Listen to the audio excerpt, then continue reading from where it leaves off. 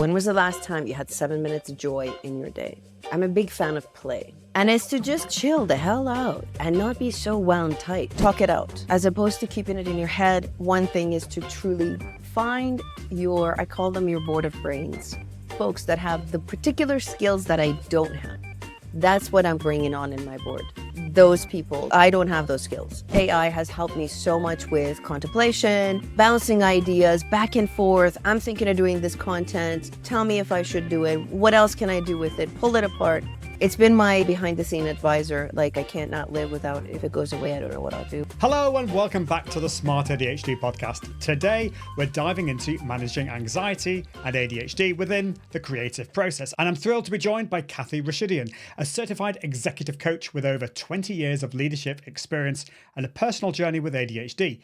Cathy specializes in ADHD in the workplace, combining traditional and ADHD-specific strategies to help clients and organizations unlock potential and foster growth. This was such a fun episode, and she shared her own journey, practical strategies, and insights on building a board of brains, setting boundaries, and we chatted about using tools like ChatGPT to support creativity. We'll also tackle perfectionism and understand how anxiety impacts creativity and explore ways to break free from stress cycles that hold us back. Let's jump in right now. Hi, Cathy. Welcome to Smart ADHD. How are you doing? I'm good. How are you? I'm good. After I got the tech working, I had a moment there, but I think we're all good. So you're dialing in from the beautiful country of Canada, which we visited over the summer holidays. It was a fabulous place. Loved it. We've been trying to organize this for over a month. So it's great to speak to you. And we're going to be talking about a topic that is close to my heart, maybe we'll say that, anxiety and ADHD, but particularly focusing on strategies for managing stress in the creative process, which is interesting. So I want to just ask you quickly, what got you interested in ADHD, anxiety and creativity, the mix of those things? Those are just some of the things that I'm interested, but yeah, just a few. Overall, if we go back to just ADHD in general, is my own diagnosis in my early 40s. And I'm one of those that was like, oh, wow, I have ADHD. This is cool. What do I do now? And who do I tell? And this is so awesome. And my whole life makes sense. And I know not everybody has the same reaction. There's some that are really emotional about it and go through a grieving process. But for me, it was finally, it all makes sense. And then I went down the rabbit hole, and I've always had this fascination with human behavior. My background is 20 years in corporate marketing and tech transformation. And just this, how do people decide? Why do people think the way they do? So it took me down the rabbit hole of let's think about our brain and why our brain does what it does. So the rest is, here I am, 6 years into it and all about ADHD. Wow, it is that rabbit hole. And it took me a little bit of time to get really down that rabbit hole, but that's where I am with this podcast. And I am eager to learn. And I'm really excited to talk to you about all of this stuff today. So one thing I've realized is that a lot of people with ADHD don't just have ADHD. There's another, I'm going to use a posh word now, comorbidity, I believe is the word. There's some other thing that is there. For me, it's definitely anxiety. And I know a lot of people have ADHD and anxiety. So why are they often both there particularly for smart creatives and entrepreneurs? I could give you scientific, but let's just break it down and give you a straight talk. I think with the comorbidities, or I call them the cousins, or the co-occurring conditions, as the therapists would like to say, it's when it's unmanaged, I feel like these cousins play louder. So when your ADHD is not managed, the anxiety comes out loud. As I'm saying this, it makes me think of Inside Out 2 and all the other characters in there and all the other emotions that came in loud.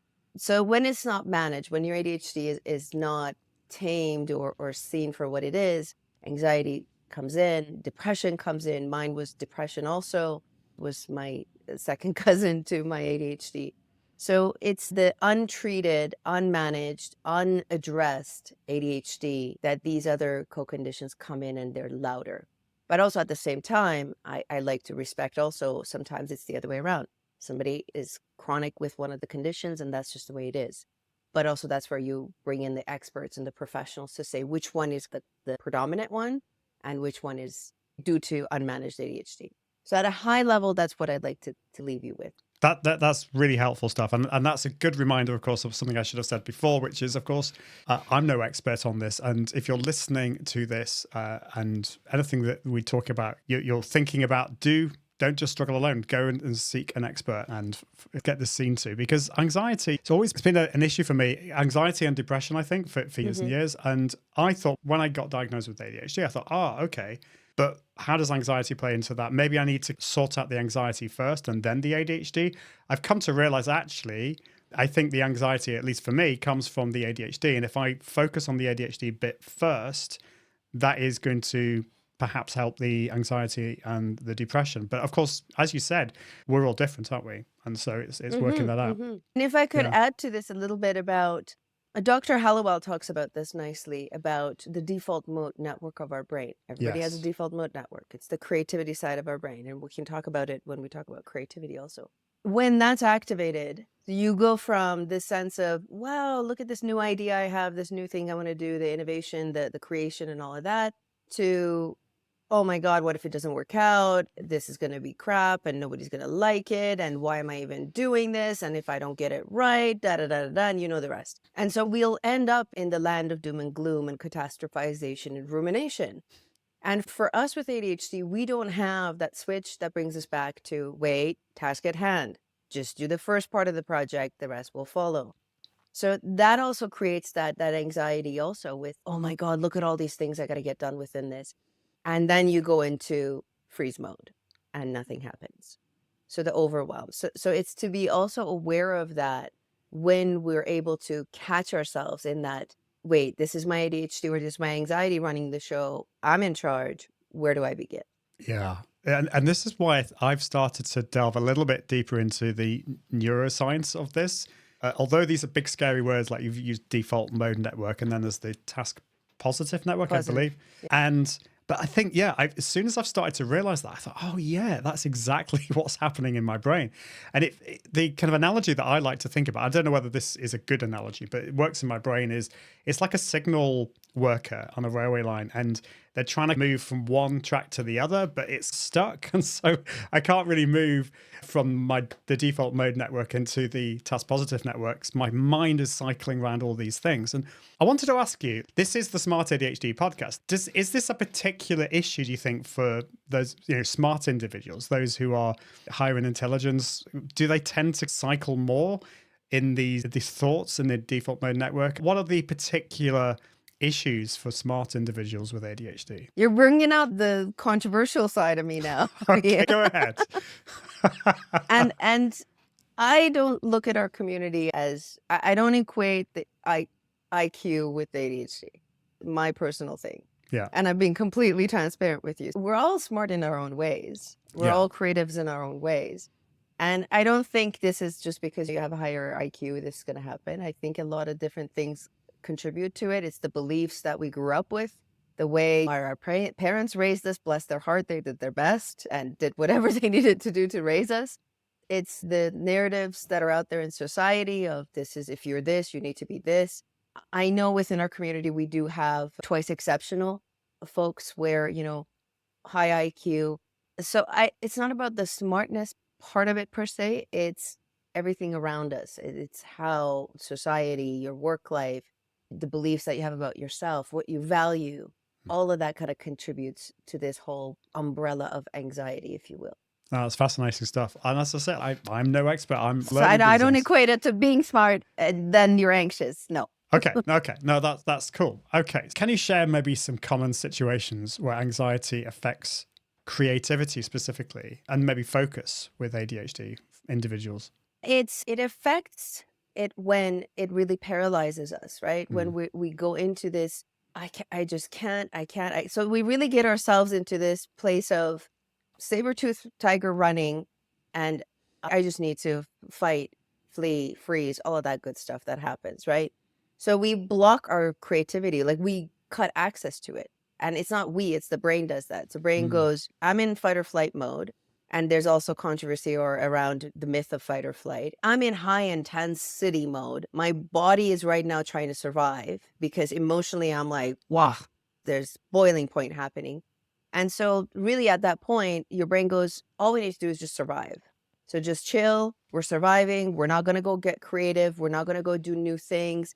We just need to survive. And what do we do when we're surviving? We're just like, we either crawl in and shut down or run away from it or don't do anything at all. So I think that's where it can impair creativity because it literally creates a block in your brain. So you can't access that creative side of yourself. Yeah. The critical thinking part, the front of your brain, the executive functioning part of your brain. And if that becomes your chronic state, then it's this vicious loop that, wait, last time I did this happened, and I'm going to go back to that, which is to freeze, to fight. Yeah. And I think this is a common thing. I speak to other people with ADHD who have similar things. It's been a constant issue for me. I think that I get into this state where I'm constantly overthinking and become a perfectionist. I cycle in these kind of like never-ending circles and it just means that my creativity goes out the window. It's exhausting. It's totally exhausting. And then for me, I think it contributed to burnout at least 2 times in my life as well. So what is going on there, and what are the practical steps that we can break free of this never-ending cycle? Because it feels like we're trapped. And it is a trap, honestly. It's the perfectionism kicks in, like you said. I don't have all the skills, so let me go study some more on the skills and learn a little bit more before I do the thing. So for me, the way I look at it is a couple of things. Talk it out. As opposed to keeping it in your head, one thing is to truly find I call them your board of brains, where you imagine you've got all these other brains that are not attached to the same thing that you're so attached to, and that they can facilitate a conversation with you where you can just talk out what's happening. Most of the time when we talk it out, it starts to click into place, and you will self-correct yourself. As you talk it out, you're hearing it, you're discussing it, energy is getting up there. People are like, oh, wow, tell me more about that. You recall why you even wanted to do this thing in the first place. Sometimes we forget the why because we're now so much into the execution and the doom and gloom of how the heck am I going to do this, that it's nice to bring back the why did I even start this podcast in the first place? So it's to talk it out with somebody. And usually I like to set boundaries with my board of brains. Wait till I ask you for advice. So for a while, just listen to me ramble on. So I have some really patient board of brain members that are there for me at the right time, at the right place for different projects. The other thing is, what's the story that you keep telling yourself or keep rehearsing? That rehearsal is quite entertaining for our brain, unfortunately. It's, wow, let me tell you 20 ways from Sunday why I haven't done this thing. And in detail, my clients will tell me why they haven't done it. Like in depth. Right? And then when I go, okay, what do you want actually? They freeze. They're like, never thought of that. But I know pretty damn sure why I don't want. So we try to create a different story that they can rehearse. That rumination, because it's so entertaining. And I always like to tell my clients, look, part of this story is serving you. It's keeping you safe. What parts of it can we just try to tweak a little bit? Give it a different chapter. Give it a different narrative.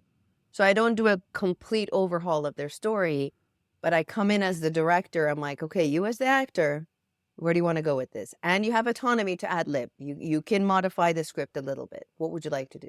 So those are 2 things that are coming to mind right now. There's more, but I'll leave it with the wow. 2. You've already got my brain buzzing around with thoughts there. I love that idea. And I definitely find speaking these things out, there's so many negative thoughts sometimes that are spinning around, and I'm feeding this narrative to myself. And unfortunately, my wife sometimes gets the brunt of this. I will then go and talk to her about all of these things. And for me, it comes out in this big spurt of negativity and disaster. The world's going to end kind of narrative.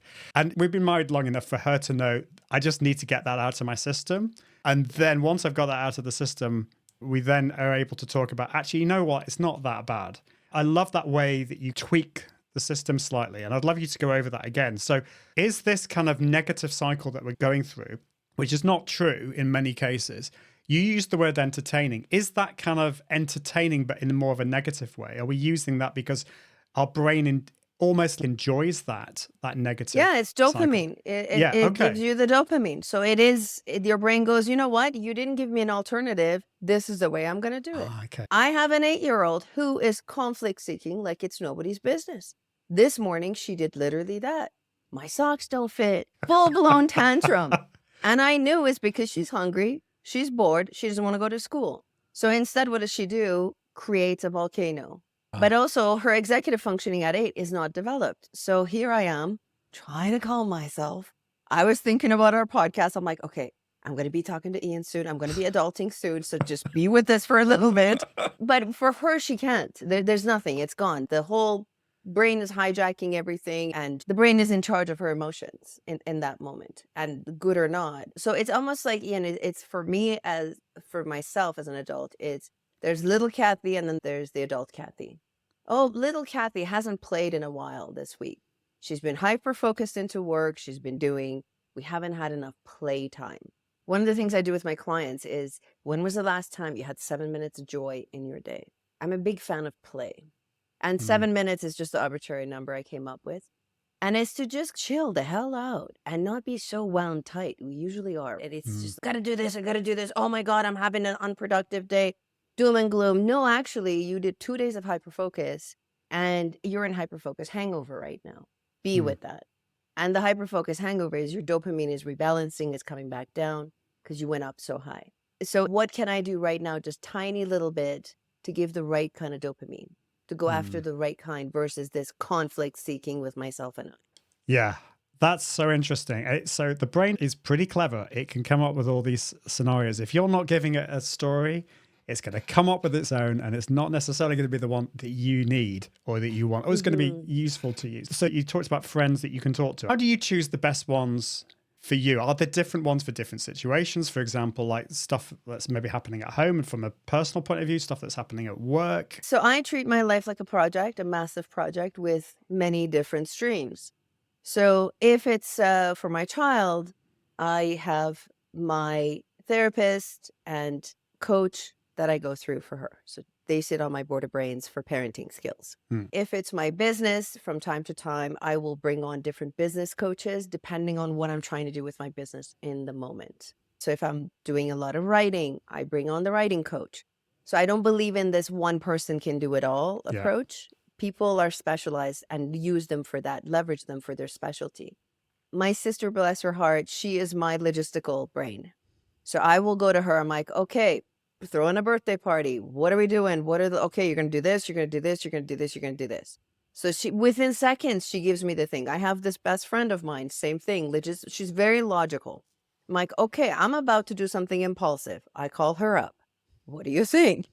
And then she questions, okay, did you think about this? What about this? So with her questioning, she is getting my head, my heart, and my gut aligned.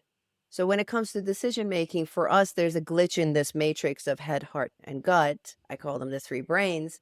And so to talk it out, these folks that have the particular skills that I don't have, that's what I'm bringing on in my board, is those people that I don't have those skills.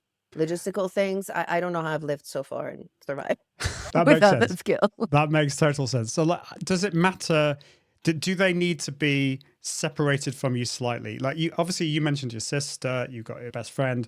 They're close to you personally, but you also mentioned coaches. So I've found like sometimes the closest people can almost be too close to give you. They're almost too emotionally involved. Is that a thing, do you think? So I set boundaries with my closest ones. So with sister, she knows. And I tell her, I'm like, in this one, I actually need you to do X, Y, and Z. So I think when we give our board members the responsibility with guidelines, it is helpful. I have another colleague of mine that I'm like, it's verbal processing time, baby. I need to just talk some shit out. She's like, okay, riff away. And then she goes, do you want me to be your coach? Do you want me to be your advisor? Do you want me to be your consultant? So she knows by now we have an understanding of how we want to play the role.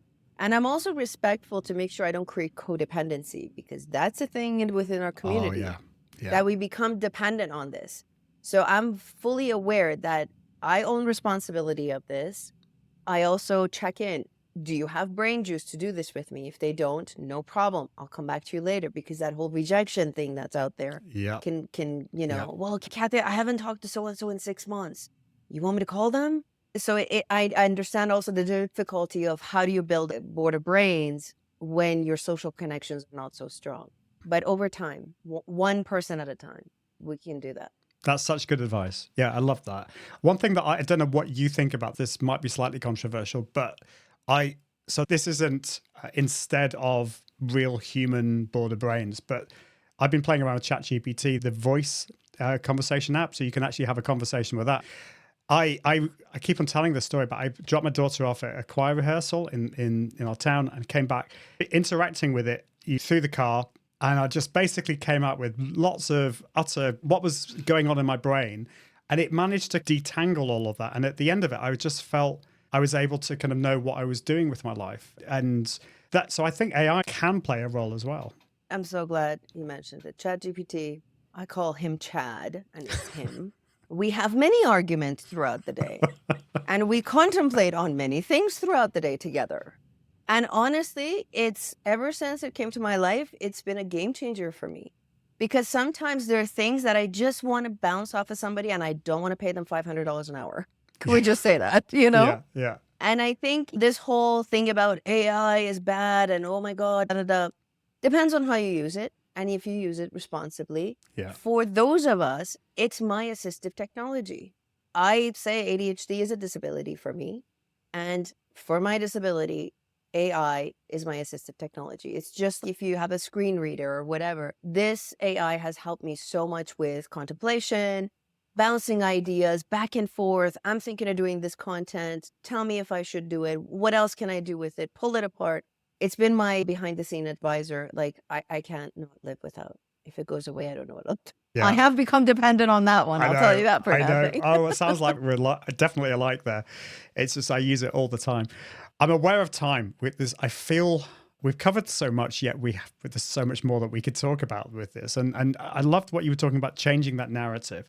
So maybe you could go over that, but also, are there any other strategies that we can manage anxiety in our lives to help us really harness and focus on our creativity? Because for so many of us with ADHD, yes, there are loads of negatives that we've talked about, but so many of us are creative. We have divergent thinking, many of us. I've done some amazing work that some of my neurotypical friends just think, how on earth did he do that? And I thought, that's just the way my brain works. So there are clearly positives, but there are clearly some downsides as well. What are the strategies? I think the biggest one, because we'll sit in rumination for so long with some of this stuff, is take a pause. What's the current story I'm telling myself? And actually, I have it in my sticky notes right here. This is my visual prompt. So is that the thought you want to rehearse more of? Question number one. And then what's a playful way to pause and rebirth a new way to think about that thing that you're thinking about over and over? Just that. If you could put I teach it to my coaches that I train. I teach it to my clients. Whenever you go down that vortex of, oh my God, I can't, and anxiety takes over, what's the story? What part of it can you modify just a little bit? That's what I like to leave you with. That is wonderful. You're just going to have to come back onto the show we can talk a little bit more about this. In fact, you are coming back talking about harnessing creativity while managing the chaos. So that's going to be a lot of fun. Let's do it. Let's talk about that. Thank you so much, Cathy, for coming onto the show. Where's the best place that people can find you? All the links will be in the show notes at smartadhd.me, but where's the best place? Thank you so much for having me. They can find me on readysetchoose.com. And all of my services are there. I have a podcast there that people can listen to, and happy to serve in any way I can. Awesome. Definitely check out the podcast. I've already started listening to those episodes. They're really fascinating. You could say I'm going down a rabbit hole with that. So thank you, Cathy, for coming on to the podcast. Really appreciate it. And thank you for watching and for listening, for plugging us into your ears, or for watching on the YouTubes. Really appreciate that. And until next time, I encourage you to be smart with your ADHD.